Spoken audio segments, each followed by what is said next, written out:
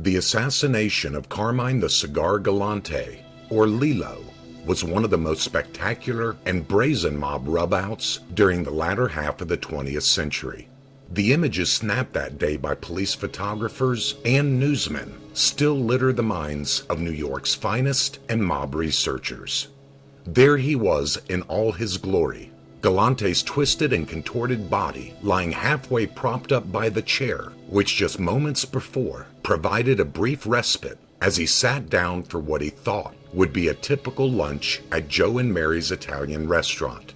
The gruesome pictures captured that day show Galante's left eye blown clear out of his head and blood seeping from numerous wounds, staining crimson red his previously pressed white shirt, forming a puddle underneath his now lifeless body and running down a drain in a small open patio behind the eatery, with the ever-present cigar still clenched between his nicotine-stained teeth.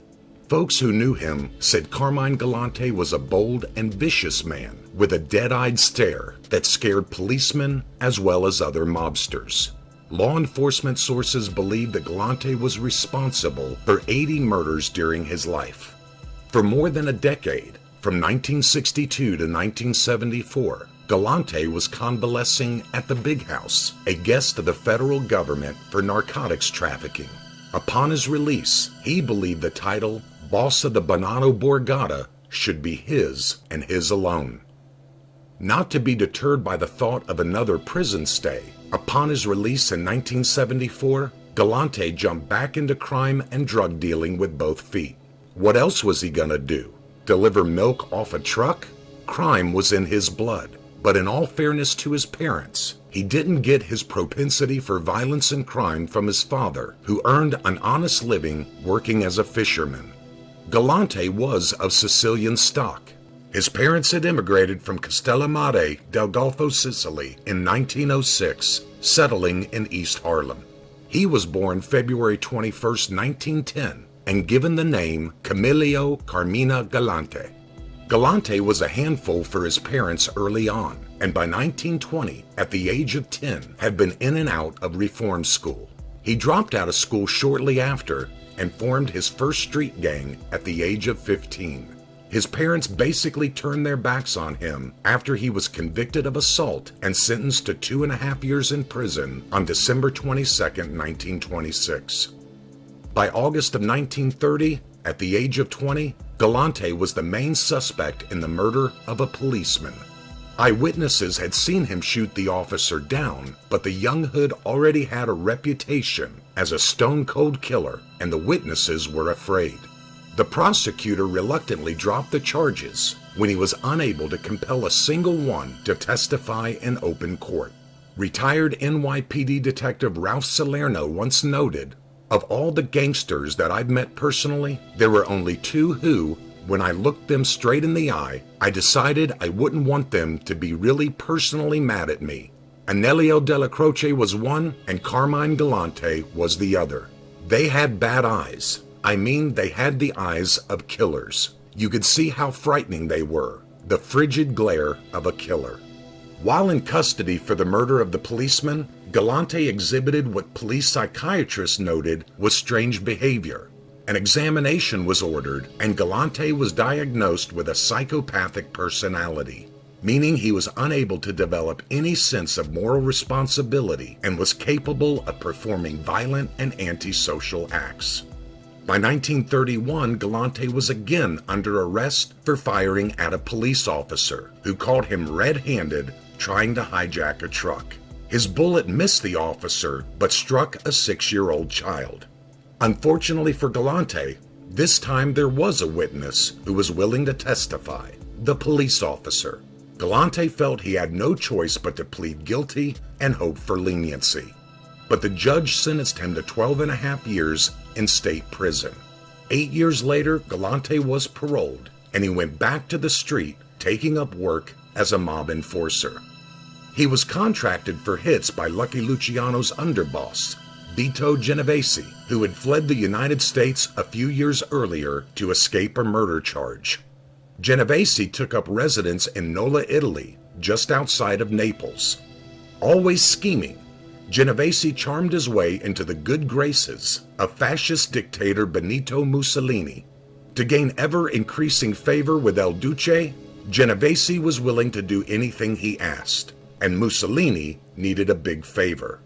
Carlo Tresca, an Italian immigrant and champion of leftist causes, had been writing some pretty inflammatory things about Mussolini, and Mussolini wanted it to stop.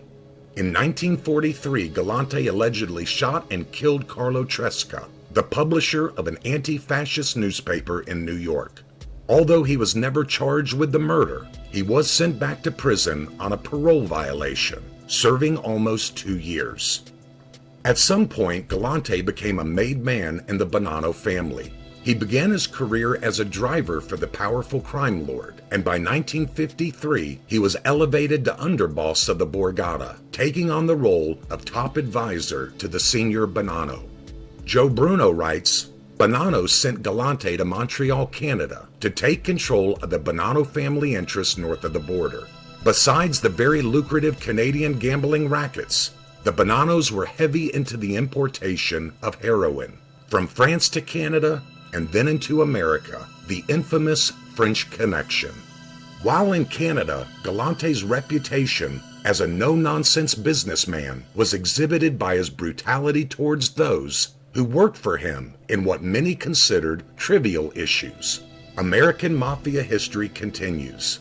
Galante was ruthless as he led and had several carriers murdered for slow deliveries and other seemingly minor infractions. As the body count increased, Canadian law enforcement took notice.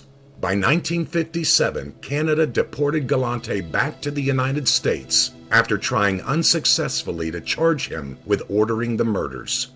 Upon his return, Galante accompanied Bonanno to Sicily, where they struck a deal to import heroin from suppliers and distribute the narcotic throughout the United States. Seeing the loyalty of the old world mafioso, Galante convinced a few of the more ruthless young men to come back to the States with him as bodyguards and to help protect the supply lines and distribution points from those who would try to encroach on the family business. The bodyguards became known as Zips. But by 1960, Galante was again arrested, this time for narcotics trafficking. His first court appearance ended in a mistrial due to numerous jurors dropping out. The second trial began in 1962, and Galante was found guilty and sentenced to 20 years. He was paroled 12 years later in 1974. Galante was sad to hear that the prime minister of the mob, Frank Costello, had died the year previously. Why? Because he hated his guts, and he was hoping he would get the chance to murder Costello himself. In a display of utter disrespect, Galante ordered the bombing of Costello's burial site. When the dust cleared, both doors of Costello's cemetery mausoleum were blown completely off their hinges. During his time in prison, things had changed in the Bonanno family. Joseph Bonanno was forced into early retirement by the commission. Over the course of the next few years, the title boss was held by numerous commission appointees. However, most of their reigns were short-lived. Philip Rastelli was next in line, but Galante, who served as underboss before his incarceration, believed that the title belonged to him. As a result, Galante and Rastelli became locked in their own deadly game for leadership of the family. It was a battle that would take nearly 3 years to play out. In the attempt to gain control of the Bonannos, Galante went on a killing spree. Much of the drug business he had cultivated 12 years earlier was taken over by the other families, especially the Gambinos, and Galante wanted the business back. By 1978, Galante had organized at least 8 murders of high-ranking Gambino family members who were deep into the drug business. Many began to think Galante was becoming too brazen, touting he would never be killed because other families didn't have the guts. By 1979, all 4 families and even the exiled Joseph Bonanno agreed Galante had to go. The date was July 12, 1979. Carmine Galante entered the restaurant for what police said was a bon voyage party for the owner, Joseph Torano, who was leaving for a vacation to Italy.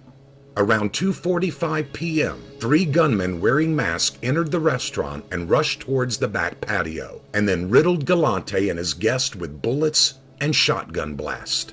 Galante's Sicilian bodyguards, the Zips, Baldassare Amato, and Cesare Bonventre, did nothing to help their boss. In fact, they casually strolled out of the restaurant unharmed. This led to the suspicion that the commission had sanctioned the hit. Anthony DiStefano confirms. Evidence quickly emerged to support the theory that the commission was involved. Within an hour or so after the killing, NYPD surveillance teams saw a number of Bonanno captains, such as Stephen Canone, Bruno Indelicado, and Dominic Sonny Black Napolitano, go to the Ravenite Social Club on Mulberry Street, where they greeted and kissed Gambino crime family's aging underboss, Anelia Della Croce. Galante's bullet-ridden and bloodied body was delivered to the Provenzano Lanza funeral home at 43 2nd Avenue on the Lower East Side. Services were scheduled for Tuesday, July 17th. Joe Bruno notes, "The crowds that usually accompany a mafia wake of this kind were notably absent. With the feds doing the counting, only 59 people attended Galante's funeral mass and burial. The feds also reported that not one mafia-made man was captured on surveillance cameras either at the wake or the funeral." One fed, commenting at the sparse turnout, said, "Galante was so bad, people didn't want to see him, even when he was dead."